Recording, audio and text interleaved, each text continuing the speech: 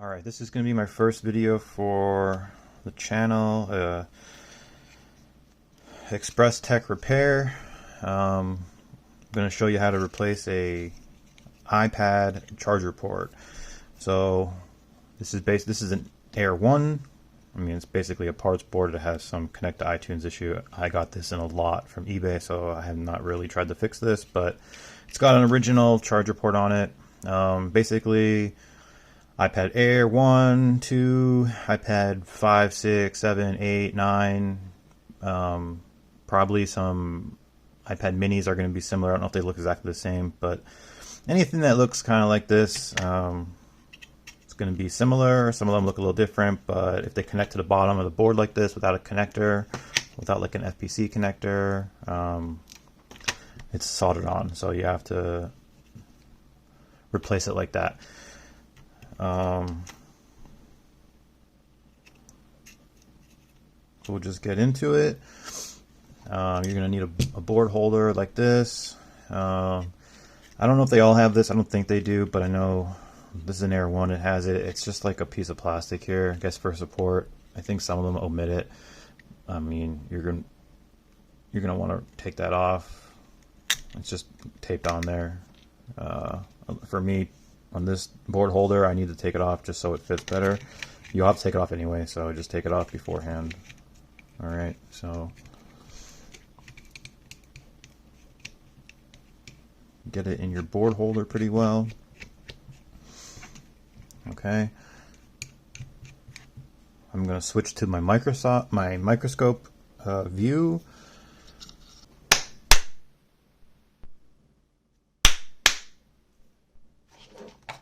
Okay.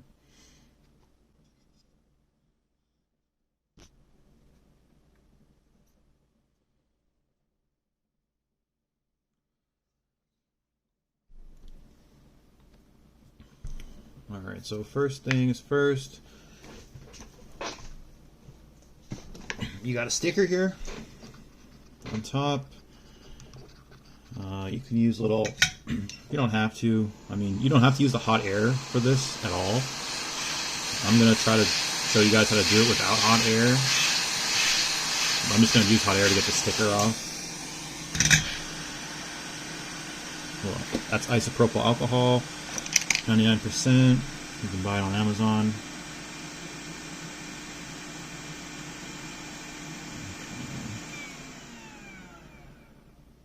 You can also just peel this off probably with ISO without the hot air, okay? So this is what it looks like. It's the connector. It has some through holes for the solder to go through. These little windows here, they're just, it's actually, I don't know if it's like a material or if it's just clear through, but those are two witness spots on the motherboard, so you can line the new connector up. Alright, so what I'd like to do first is take some pretty much like normal solder. You can use low melt solder paste if you want. Either way, it'll work. I'm going to use some low melt solder paste. I don't have. Okay. Alright, this is 138 degree solder paste. So you want the lowest. It's not a big deal. Usually regular solder wire is going to be lower than what's on the board by factory. So that's just a little flux on there. You can use a big tip for this. I have two soldering irons. This is a cheaper one with a big tip I like to use for stuff like this, and then I have a smaller tip I use on a different soldering station to actually solder these pads down. I mean, if you're using the same soldering iron, you'll have to obviously change tips, let it cool down, or whatever you got to do with your soldering station. I like to mix it in there good, get it nice and hot over there, the low melt. The idea is to get underneath it and mix it up so it's easier to take it off. Okay. After you do that the first time, probably don't need more flux here, but more flux never hurts. Put a little more flux, and then you're going to use your solder braid. Okay, I'm going to take up all the excess. Now, I'm sure some people will say different, but in my experience, it helps if you do this a couple times, just to get the most amount of low melt on there. Make your life easier. You don't want to rip any pads. Alright, so let me move this back here. Okay, so you go with solder paste. It's too much, but that's alright. Mix this around too. I think at least 2 times is probably good. Sometimes I do 3 just for safe measure. I did 3 a couple times, and then maybe I'm just getting better at it, but I think it does make a difference. So for this demonstration, I'm going to do it 1 more time. Probably at least 1 time is enough, but oh, look at this. It's already moving around on me. Actually, I could just take it off right now. Look at that. There you go.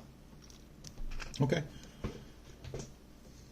So now I've got to clean this up. Alright.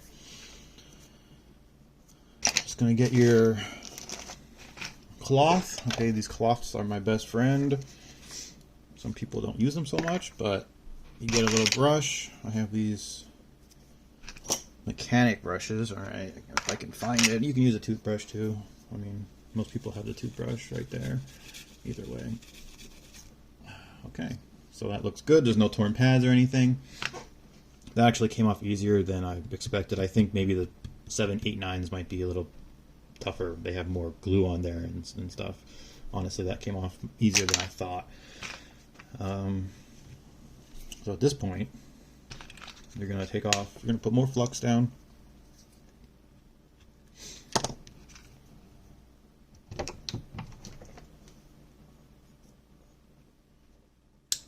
Okay. Spread this around. Okay, and then you're going to take it off again. This is the super low melt. You don't really, you could use it. I mean, there's not much stress is going on, but I think generally low melt is a little more brittle. So I just take it off. Okay. It's not what I use. Clean your tip and then get your solder. This is just standard, I forget the exact model number or spec, but it's like Kester solder. They're pretty good. Just standard solder wire.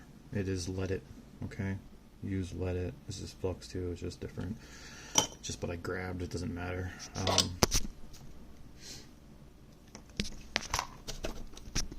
So my soldering iron station is at 380. You have to figure out your station, what you like to solder at. This is just my solder I put on the tip. I'm gonna tin these pads. Okay, that looks good. Hold on. One pad here doesn't look as tinned. Let's just make them all pretty much even. It doesn't really matter as long as they have a little bit of solder on here, okay?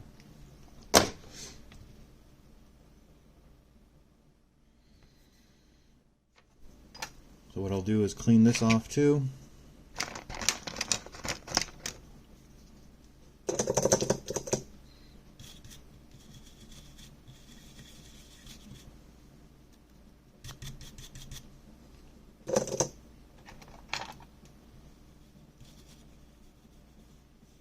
So it's super clean. All right. Now what I'll do is put a little bit of flux down here. You probably don't need to, but I think a little bit. Usually I'll just use my finger, just wipe, just a thin coat of flux there. Because now you're going to get your new charger port. Okay. Comes in a bag for Mobile Centrics, iPad Air. It's also for iPad 6. an iPad 5. 7, 8, 9 are going to be the same. My Air 2s, I guess that's separate chargers for it. They look the same, but don't use them because they'll fit, but they don't work. Something else is different about them. Alright, so here's your... It's going to go on like this. And then you can see those witness windows, those witness holes. That's perfectly lined up right there. So you gotta find a way to hold it there, or you can put something underneath it. I have these little things from a battery pack. I think I can stack it up, make it pretty even. As long as you hold it there and get a couple spots tacked down, it should work. I mean, you can even tape it here if you want, but I mean, I usually just hold it. It's fine. You can hold it like this. You can touch part of the, and then do like, tack it down first. So you're gonna put a little more flux. Okay. Now I'll switch to the other soldering iron. This one heats up instantaneously, so this one's also at 380, okay. Alright. Oops, I'll move my camera. Alright. Oops. Okay. There's no solder on here, we're just gonna melt this a little bit, okay. Let me get my solder's not ready, hold on.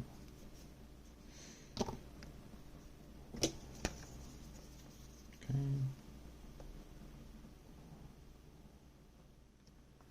Tin my tip. Hold it there. So that should be stuck down. I'll do a couple. See these holes here? Boop, boop, boop. You got to get them there. See, that one wasn't in there. You got to get it through just the hole, and then it solders to that solder we already put on the pad. Okay, that's how it makes the connection. Okay, so now that should be tacked down. You can get your tweezers and hold it down from now on. So I'll put more. Oops, wrong flux. Get the flux.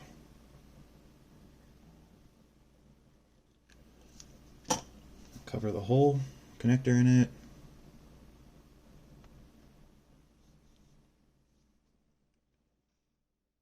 Just melt it a little bit. Okay.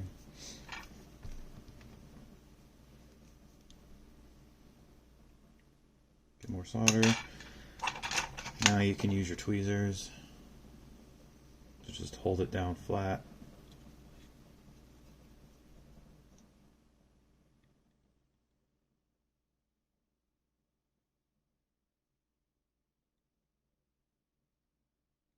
Go over all of them.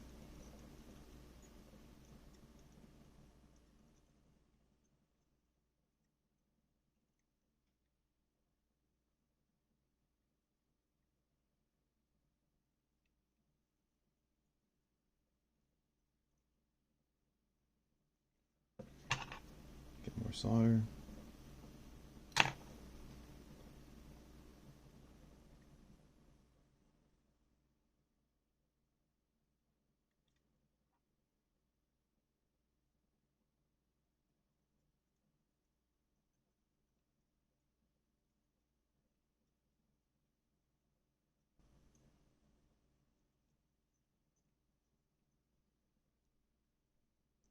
Okay, it's all over it now. I usually take, this is like a, I forget what kind of tip this is called.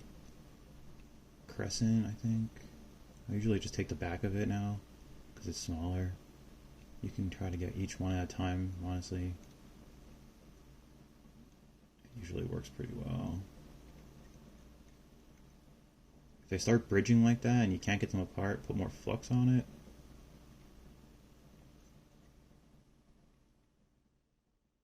Most likely this is already good to go, but just to make sure each one has solder soaked through, give it a little extra time.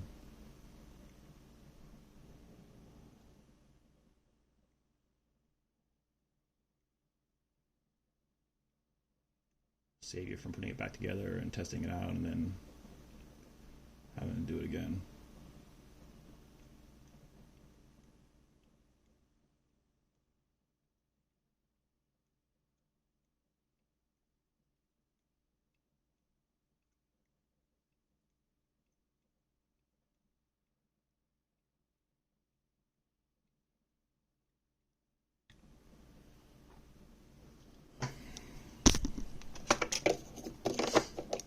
Okay.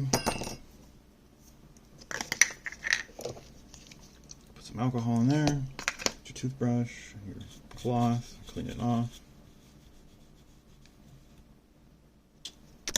Still dirty.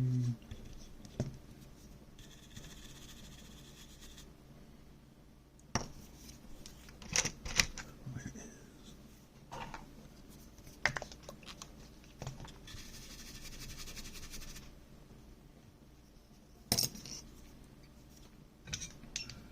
Let's dry that off.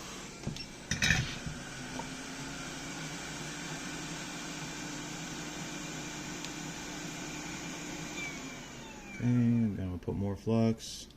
This will just make it look pretty. So, and I know there's one bridge solder point right there, but I'm gonna fix that.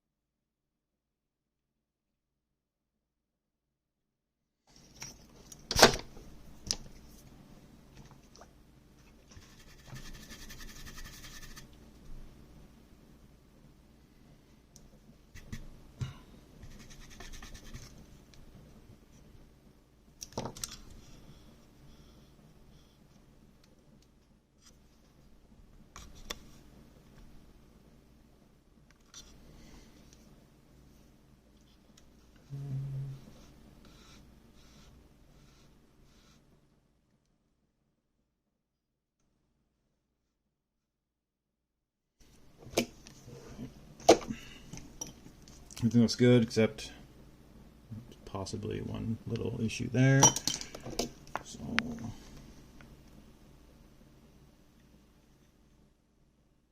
okay.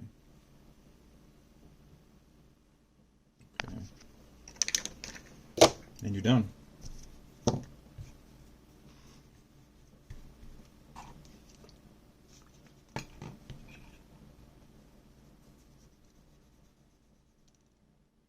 That's it. That's secure. That's your new charger port. If you have any questions, leave a comment.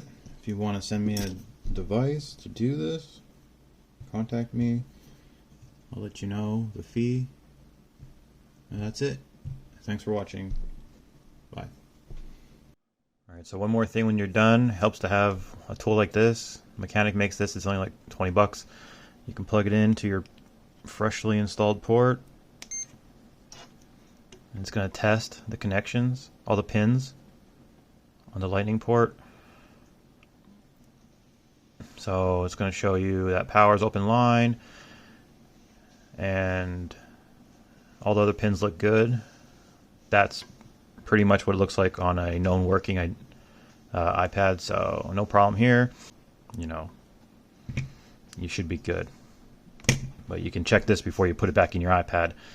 And if there's anything that shows anomalous or is red or doesn't look like compared to a working iPad, you resolder it or try a whole new connector at that point. Okay, there's one more thing you want to do when you're done. You have this leftover piece of tape that we took off. You can use that here. Okay, if it sticks. It might be messed up from all the alcohol and peeling off. And you can also just use cap down tape. So you put that there just to insulate it from the bottom of the board, because you don't want it to touch, possibly short something out. But just cover that up, then you're good to go. You can put it back together.